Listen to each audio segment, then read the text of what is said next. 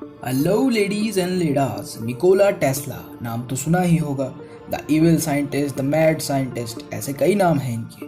आज इनके 14 ऐसे इन्वेंशंस की, आविष्कारों की बात करेंगे जो शायद आपने पहले कभी ना सुने हो। तो शुरू करते हैं Nikola Tesla's great 14 inventions. The earthquake oscillator.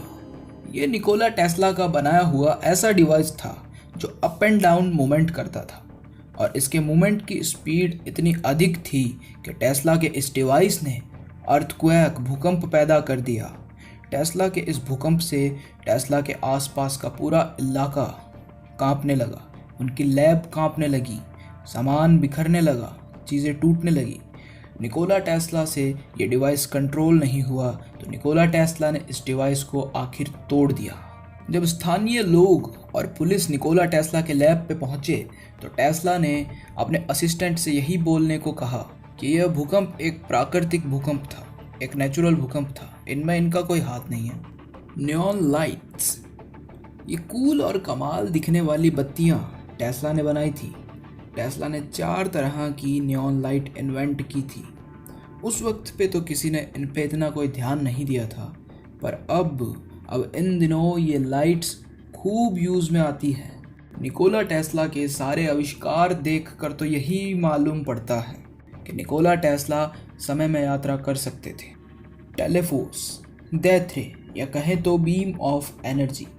ये डिवाइस या हथियार 250 मील की दूरी से किसी भी समुद्री जहाज या विमान को साउंड की स्पीड से भी ज़्यादा जल्दी ख़त्म कर सकता था, तबाह कर सकता था। ये 10,000 प्लेन को 250 मील की दूरी से राख में तब्दील कर सकता था। इसकी क्षमता इतनी लाजवाब थी, टेस्ला चाहते थे कि हर देश के पास ये हथियार हो ताकि कोई किसी पे हमला ही ना करे। न्यूयॉर्क टाइम्स में ये खबर भी छपी, पर किसी ने इस पे कोई खास इंटरेस्ट नहीं दिखाया, क्योंकि उस समय सरकारें और सेनाएं परमाणु शक्ति को चुनना चाहती थी और उन्होंने परमाणु को ही चुना, और इसके पीछे बिजनेस माइंड भी था।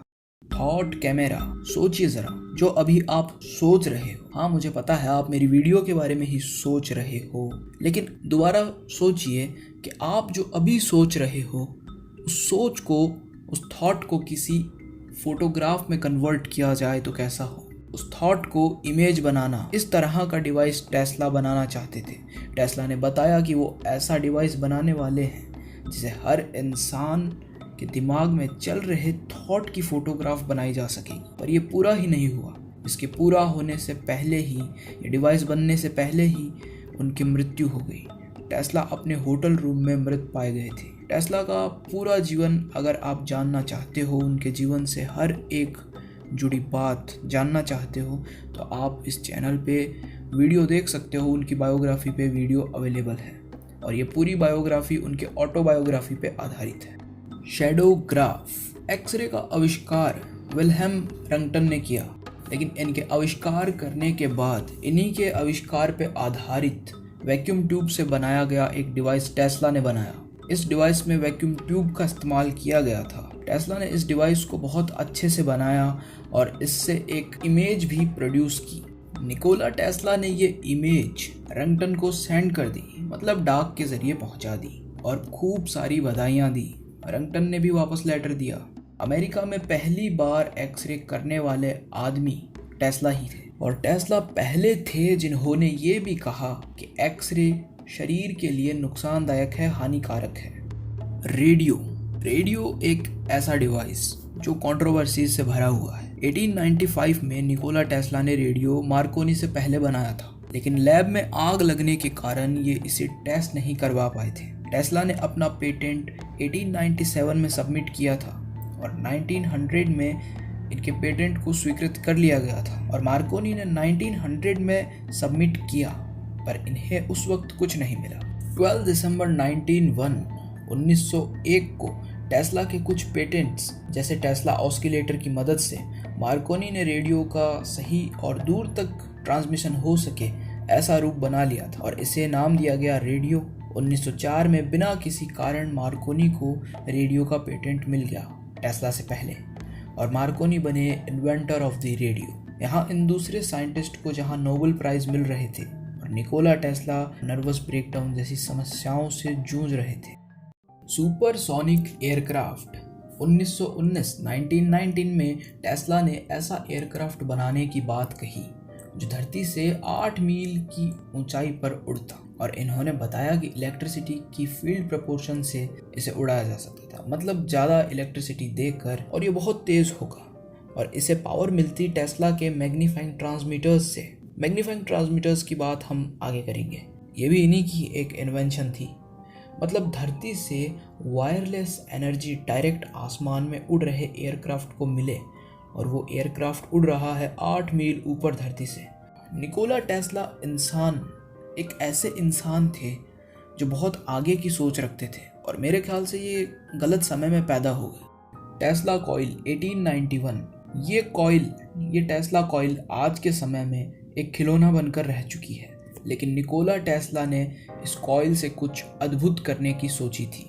इस डिवाइस में आपको एक प्राइमरी कॉइल देखने को मिलेगी जो करंट को सेकेंडरी कॉइल तक पहुंचाती है। हर कॉइल में बैटरी की तरह कैपेसिटर होते हैं एनर्जी स्टोर के लिए। टेस्ला ने डेमोन्स्ट्रेशन दिया। इस प्रदर्शन में टेस्ला ने बल्ब को हाथ में पकड़े हुए बिना किसी नुकसान के सिर्फ टेस्ला कॉइल की रेंज में जाकर बल्ब को जला दिया।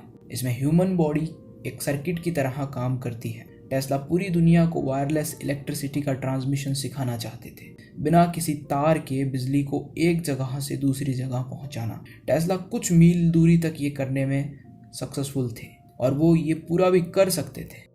मैग्नीफाइंग ट्रांसमीटर 1899 में निकोला टेस्ला ने टेस्ला कॉइल का एक बड़ा और ज़्यादा ताकतवर अवतार, एक रूप बनाया।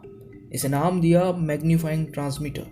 इसमें 3 कॉइल थी, 52 फीट की इसकी डायमीटर थी। ये बिजली के बड़े और भयंकर झटके छोड़ती थी, करंट, विंड्स और उस समय की सबसे भयंकर मैन मेड लाइटनिंग, और इससे काफ़ी दूरी तक इलेक्ट्रिसिटी पहुंचाई जा सकती थी। मैग्नीफाइंग ट्रांसमीटर प्रसिद्ध हुआ, लेकिन उसके बावजूद भी चला नहीं।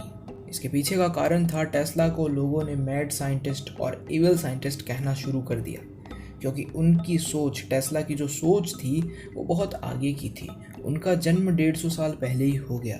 उस वक्त इलेक्ट्रिसिटी किसी जादू से कम तो थी नहीं, तो लोगों के मन में डर था, और डर इतना गहरा था कि उन्होंने इसी इलेक्ट्रिसिटी को ही गलत समझ लिया। टेले ऑटोमेशन, ये एक छोटी सी बोट थी जो वायरलेस थी, रेडियो वेव से कंट्रोल की जाती थी। इन्होंने बोट में कुछ बैटरियां डाली थी और पूरी बोट को ये कंट्रोल कर रहे थे। ये बिल्कुल वायरलेस थी, कोई वायर नहीं जुड़ा था इसके अंदर। ये इन्वेंशन रिमोट कंट्रोल, रोबोटिक और ड्रोन्स की शुरुआती नींव थी। The Adams power plant transformer house, Westinghouse company ने निकोला टेस्ला के साथ मिलकर नायग्रा फॉल पर इसका निर्माण करवाया, और न्यूयॉर्क के पूरे बफेलो सिटी, ये पहली सिटी थी जिसके अंदर एसी इलेक्ट्रिसिटी पहुंचाई गई। बफेलो सिटी के बाद अल्टरनेटिंग करंट पूरी तरह फेमस होने लगा, लोकप्रिय होने लगा। यूरोप, अमेरिका, हर जगह ये लोकप्रिय हो गया। आज हमारे घरों में जो बिजली आ रही है, इसका भी धन्यवाद हमें निकोला टेस्ला को एक बार ज़रूर ही करना चाहिए। द टेस्ला टरबाइन, टेस्ला ने अपनी खुद की एक टरबाइन बनाई थी।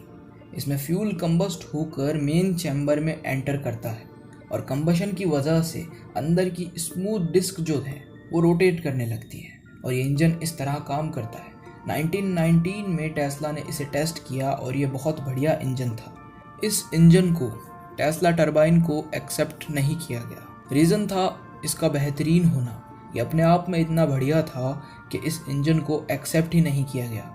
अब आप कमेंट सेक्शन में सोच कर बताएं कि आखिर क्यों इस इंजन को एक्सेप्ट नहीं किया गया। उस समय के बाकी इंजन से ये काफ़ी बेहतर था, इसके बावजूद ऐसा क्यों हुआ कि इस इंजन को नकार दिया गया। इंडक्शन मोटर, अल्टरनेटिंग करंट को यूज़ करके ये मोटर काम करती है। इसमें रोटर होता है और एक स्टेटर होता है। स्टेटर अपनी जगह पर स्थिर है और रोटेटर मूव करता है, ये घूमता है। और आज हमारे कितने ही टूल्स में ये मोटर काम आती है। अल्टरनेटिंग करंट, एसी इलेक्ट्रिसिटी को दुनिया में अपनी एक पहचान टेस्ला ने दिलवाई। मैं ये नहीं कह रहा कि टेस्ला ने इसे इन्वेंट किया या डिस्कवर किया, लेकिन टेस्ला की एप्लीकेशंस ने, इनके इन्वेंशंस ने, जो कि सब लगभग अल्टरनेटिंग करंट पे ही आधारित थी, उन इन्वेंशंस ने अल्टरनेटिंग करंट को एक अलग पहचान दी। इसी अल्टरनेटिंग करंट और वहीं पे थॉमस अल्वा एडिसन जिन्होंने बल्ब बनाया, बल्ब वाले भैया, उनका direct current DC, in AC और डीसी के बीच में एक बैटल चली। इस बैटल में कोई हाथापाई नहीं थी, बस ये बैटल थी दो दिमागों के बीच। एक तरफ निकोला टेस्ला और दूसरी तरफ एडिसन। एडिसन एक बिजनेसमैन भी थे और एक साइंटिस्ट भी थे, एक इन्वेंटर भी थे। वहीं पे निकोला टेस्ला सिर्फ एक इन्वेंटर, एक इंजीनियर ही थे। अल्टरनेटिंग करंट और डायरेक्ट करंट के बीच में चली इस बैटल के बारे में अगर आप जानना चाहते हो, अगर आपको इंटरेस्ट है, तो आपको इस चैनल पे वीडियो मिल जाएगी। आखिर कैसे एडिसन और टेस्ला के बीच ये बैटल चली, कौन जीता, वैसे आपको पता है कौन जीता, लेकिन किस हद तक थॉमस एडिसन चले गए थे अपने डीसी को सही और एसी को गलत साबित करने के लिए, ये आप जरूर जान सकते हैं। अभी हमने बात की निकोला टेस्ला की, तो लेडीज़ एंड लेडास, इनके इन्वेंशंस की बात हमने कर ली। सब्सक्राइब के लिए आपको बिल्कुल नहीं कहूँगा, क्योंकि सब्सक्राइब करना आपकी चॉइस है, लेकिन अगर वीडियो अच्छी लगे तो प्लीज़ प्लीज़ प्लीज़ लाइक ज़रूर करना और बुरी लगे तो डिसलाइक कर देना। You watched current talk.